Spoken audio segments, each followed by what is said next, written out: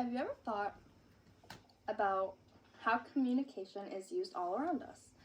Communication is used everywhere and anywhere. We see communication in our jobs and careers. Nursing is a job that requires lots of communication.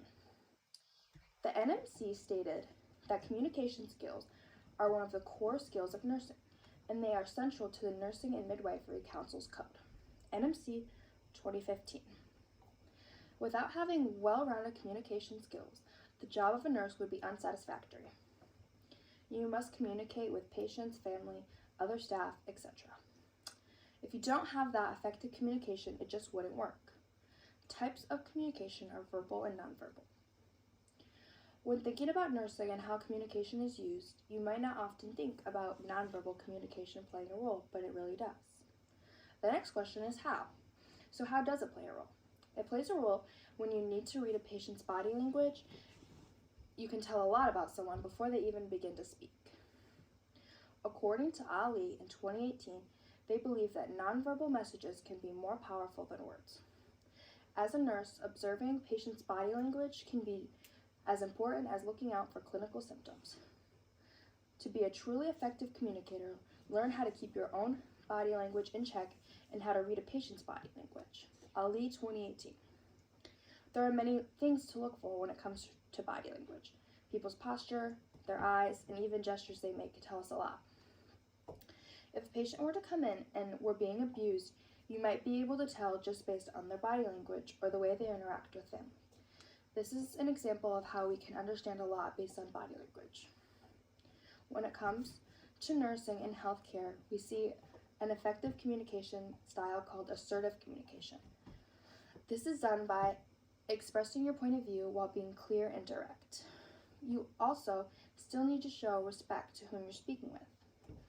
The University of St. Augustine for Health Services explained, additionally, patients who have established an open and secure dialogue with a nurse or healthcare provider are more likely to disclose the true extent of their symptoms.